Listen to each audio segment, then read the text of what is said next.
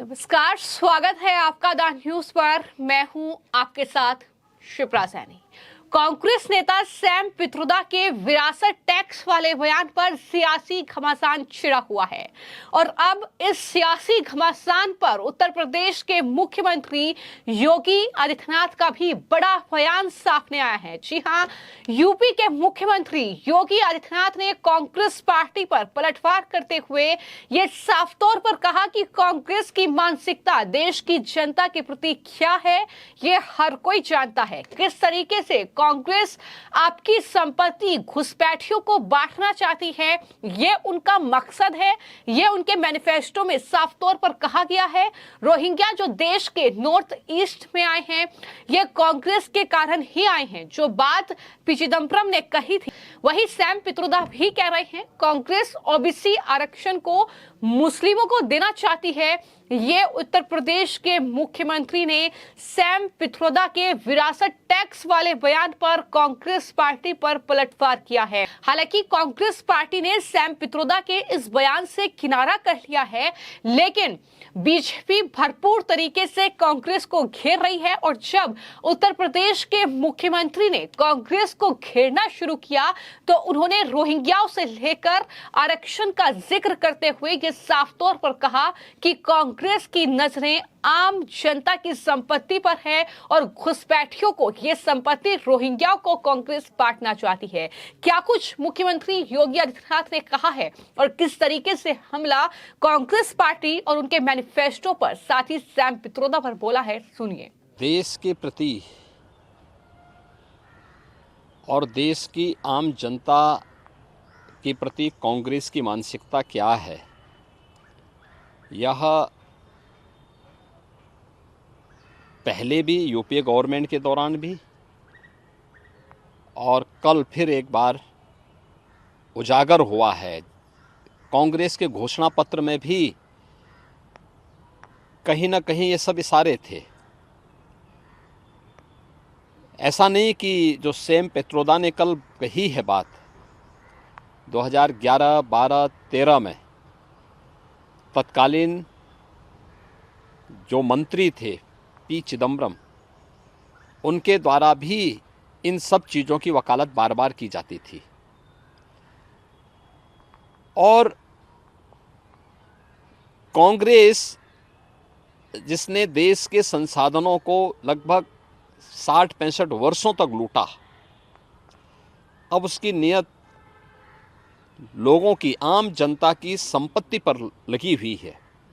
और आम जनता की संपत्ति पर लगे होने के कारण ही अब वह इस विरासत टैक्स की बात कर रहा है और फिर इसको बांटेगा उन लोगों को जो घुसपैठिए हैं।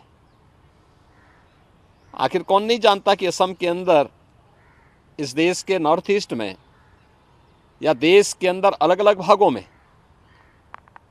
जो करोड़ों की संख्या में घुसपैठी आए हैं, रोहिंग्या आए हैं, इनके पीछे तो कांग्रेस का ही वोट बैंक की पॉलिसी है। तो वह देश की कीमत पर राजनीति इन्होंने पहले से ये करते रहे हैं और विरासत टैक्स उसी का हिस्सा है। एक तरफ ये आम जनता को टैक्स लाद करके तबाह करेंगे, उनकी संपत्तियों को जबरन अपने कब्जे में लेंगे और फिर उन घुसपैठियों को, उन लोगों को देंगे जो लोग, जिनका भारत से कोई संबंध नहीं है। सैम पित्रोदा ने कांग्रेस की उसी मंशा को उजागर करने का एक प्रयास किया और उसने उसी बात को कहा है जो कांग्रेस का वास्तव में प्रयास है। वो तो अच्छा है 2014 में कांग्रेस की विदाई हो गई, अन्यथा कांग्रेस उसको उसी समय लागू कर चुकी होती। कांग्रेस के कुछ सांसद भी सैम पित्रोदा की बातों का समर्थन कर रहे हैं। जो सांसद पद के प्रत्याशी हैं वे लोग समर्थन कर रहे हैं। तो ये चीज़ें दिखाती हैं कि इनकी मंशा देश के प्रति अच्छी नहीं है। अनुसूचित जाति, जनजाति और पिछड़ी जाति के लोगों को मिले हुए संवैधानिक अधिकारों से ये लोग वंचित करना चाहते हैं। उनके अधिकारों को जबरन ये लोग लूटना चाहते हैं और दूसरा विरासत टैक्स के आधार पर पूरे देश को तबाह करना चाहते हैं। तो इन दोनों के प्रति देश को सतर्क रहना होगा आम जनमानस को सतर्क रहना होगा और कांग्रेस और इंडी गठबंधन के लोगों के इन मंसूबों को पूरी तरह खारिज करने के लिए लोकतांत्रिक अधिकार का अपना सही उपयोग करना होगा। तो देश में जो लगातार घुसपैठिए जिनकी संख्या बढ़ रही है, रोहिंग्याओं की संख्या बढ़ रही है, उसको लेकर उत्तर प्रदेश के मुख्यमंत्री ने कांग्रेस पार्टी को ही जिम्मेदार ठहराया है और कहा है कि कांग्रेस पार्टी की बदौलत ही ये रोहिंग्या जो है देश में एंट्री कर पाए हैं और इन्हें ही अब आपकी संपत्ति बांटने की तैयारी की जा रही है। लेकिन इसी के साथ मुख्यमंत्री योगी आदित्यनाथ ने कर्नाटक सरकार की तरफ से जो कर्नाटक में मुस्लिमों की सभी जातियों और समुदाय को ओबीसी की लिस्ट में शामिल करने को फैसला लिया है, वो दरअसल उत्तर प्रदेश के मुख्यमंत्री ने उस पर भी टिप्पणी की और कहा कि कांग्रेस का ये वक्तव्य बहुत दुर्भाग्यपूर्ण है। ये भारत के इस्लामीकरण करने और भारत को विभाजन की ओर धकेलने की एक दरअसल चेष्टा की गई है और जाहिर तौर पर उनके मंसूबे ऐसे हैं, ये सोच उसका ही एक हिस्सा है। यूपीए सरकार आने के बाद कांग्रेस ने ये कोशिश की थी, उस वक्त भी बीजेपी ने बड़ा आंदोलन किया था। तो चाहे ये जस्टिस वर्मा समिति की रिपोर्ट हो या सच्चर समिति की रिपोर्ट, वो सभी कांग्रेस की तरफ से ओबीसी एससी एसटी के आरक्षण को लूटने के कोशिश थी। पीएम मोदी ने इन मुद्दों की ओर देश का ध्यान खींचा है। आपने कर्नाटक में कांग्रेस सरकार का रुख देखा। कर्नाटक में चूंकि कांग्रेस पार्टी की सरकार है, जहां उन्होंने कहा कि वो राज्य में मुसलमानों को 32% आरक्षण देंगे। सवाल उठाए हैं मुख्यमंत्री योगी आदित्यनाथ ने और कांग्रेस से पूछा है कि आखिर ये क्या है। सच अब सामने आ रहा है। इससे पता चलता है कि देश के प्रति इनकी मंशा जो है वो बिल्कुल भी अच्छी नहीं है। देश को बांटना और वो भी इस तरीके से विभाजित करना, एक विशेष समुदाय को आपकी संपत्ति सौंपना, ये दरअसल कांग्रेस पार्टी के मंसूबे हैं। ये साफ तौर पर सीएम योगी आदित्यनाथ ने कहा है और कर्नाटक की ओर से जो बयान आया है इस पूरे आरक्षण को लेकर, उसको लेकर सीएम योगी ने क्या कुछ कहा है, सुनिए। कांग्रेस का वक्तव्य बहुत दुर्भाग्यपूर्ण है और भारत के इस्लामीकरण करने और भारत को विभाजन की ओर धकेलने का एक कुचेष्टा का एक हिस्सा है। कांग्रेस यूपीए सरकार आने के बाद उसने उस समय भी इस प्रकार के कुत्सित प्रयास किए थे।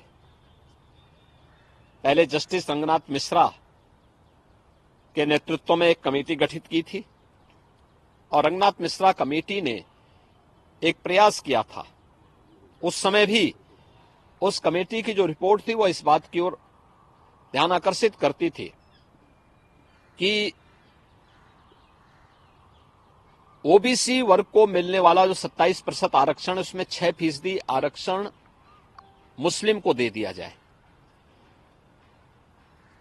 ऐसे ही उस कमेटी की रिपोर्ट में यह भी था कि दलितों को भी, यानी जो लोग कन्वर्ट हो चुके हैं मुसलमान, उन लोगों को भी दलित का एक हिस्सा, मुस्लिमों का एक तबका ऐसा है जिसको दलित का पार्ट बनाया जाए। दलितों को मिलने वाले जो सुविधाएं उसके अनुसार भी उनको ट्रीट किया जाए। उस समय भारतीय जनता पार्टी ने बहुत बड़ा आंदोलन किया था। तो चाहे वह जस्टिस रंगनाथ मिश्रा कमेटी की रिपोर्ट यूपीए गवर्नमेंट के समय रहे हो या सच्चर कमेटी की रिपोर्ट, ये ओबीसी एससी एसटी के आरक्षण के अधिकार पर डकैती डालने की कांग्रेस की कुत्सित मंशा का प्रयास था। और प्रधानमंत्री मोदी जी ने जिन मुद्दों की ओर देश का ध्यान आकर्षित किया है, जिस पर उन्होंने कहा है कि ये अनुसूचित जाति, जनजाति और पिछड़ी जाति के लोगों के हकों में लोग लूट करना चाहते हैं, लूट मचाना चाहते हैं।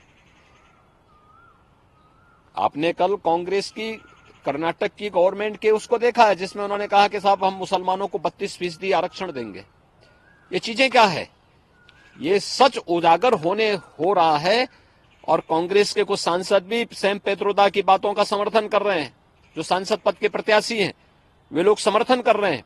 तो ये चीजें दिखाती हैं कि इनकी मंशा देश के प्रति अच्छी नहीं है अनुसूचित जाति, जनजाति और पिछड़ी जाति के लोगों को मिले हुए संवैधानिक अधिकारों से ये लोग वंचित करना चाहते हैं। उनके अधिकारों को जबरन ये लोग लूटना चाहते हैं और दूसरा विरासत टैक्स के आधार पर पूरे देश को तबाह करना चाहते हैं। तो इन दोनों के प्रति देश को सतर्क रहना होगा, आम जनमानस को सतर्क रहना होगा और कांग्रेस और इंडी गठबंधन के लोगों के इन मंसूबों को पूरी तरह खारिज करने के लिए लोकतांत्रिक अधिकार का अपना सही उपयोग करना होगा। तो न सिर्फ उत्तर प्रदेश के मुख्यमंत्री योगी आदित्यनाथ लगातार कांग्रेस पर उन्होंने हमला बोला, बल्कि इससे पहले सैम पित्रोदा के विरासत टैक्स की जो वकालत वो भारत में कर रहे हैं, उसको लेकर प्रधानमंत्री नरेंद्र मोदी और साथ ही गृह मंत्री अमित शाह ने भी बड़ा हमला कांग्रेस पर बोला था और ये साफ तौर पर कहा था कि कांग्रेस के इरादे कितने खौफनाक हैं, ये सैम पित्रोदा के बयान से ही स्पष्ट हो जाता है। राहुल गांधी सैम पित्रोदा को सैम अंकल कहते हैं और सैम पित्रोदा जाहिर तौर पर राहुल गांधी उनकी सलाह लेते हैं और उनके पिताजी भी सैम पित्रोदा की सलाह लेते थे। ये पीएम मोदी का ही बयान है और उन्होंने ये भी कहा कि दरअसल कांग्रेस पार्टी के मंसूबे ये हैं कि दरअसल भारत के लोग अपनी पैतृक संपत्ति मानकर जिन लोगों ने अपने बच्चों को दी है, अब वो नहीं चाहते कि भारतीय अपनी संपत्ति अपने बच्चों को दे, तभी वो विरासत टैक्स की वकालत भारत में कर रहे हैं। तो पीएम मोदी भी हमला बोल चुके हैं, लेकिन सैम पित्रोदा ने आखिर ये क्यों कहा? पीएम मोदी ने दरअसल कांग्रेस के मैनिफेस्टो का जिक्र किया था और आम जनता को यह समझाने की कोशिश की थी कि किस तरीके से कांग्रेस पार्टी अगर सत्ता में आती है तो उनके मैनिफेस्टो में क्या लिखा गया है। उनके मैनिफेस्टो में ये लिखा गया है कि वो आपकी संपत्ति का आकलन करेगी और आकलन करने के बाद आपकी संपत्ति जो है, जिनके ज्यादा बच्चे हैं उन्हें दे दी जाएगी और आपके मंगलसूत्र पर, यानी आपके पास जो सोना है, आपके पास जो भी संपत्ति है, उस पर कांग्रेस पार्टी की नजरें हैं, जिसके बाद विरासत टैक्स भारत में भी लागू होना चाहिए। इसकी बात सैम पित्रोदा ने कही। कांग्रेस के नेता हैं, ओवरसीज कांग्रेस के अध्यक्ष हैं और उनके इस बयान पर ही इस तरीके का ये बवाल है। लेकिन देखना दिलचस्प होगा कि चुनाव हो रहे हैं, नतीजे क्या होंगे, सैम पित्रोदा के इस बयान का क्या असर होगा, बीजेपी क्या जनता को समझाने में ये कामयाब हो पाएगी। जो उनके बयान हैं कि कांग्रेस की संपत्ति पर आपकी नजरें हैं, ये जाहिर तौर पर तमाम चीजें आने वाले वक्त में देखनी होगी। फिलहाल आपकी इस पूरी खबर को लेकर क्या राय है, हमें कमेंट बॉक्स में जरूर लिखें। धन्यवाद।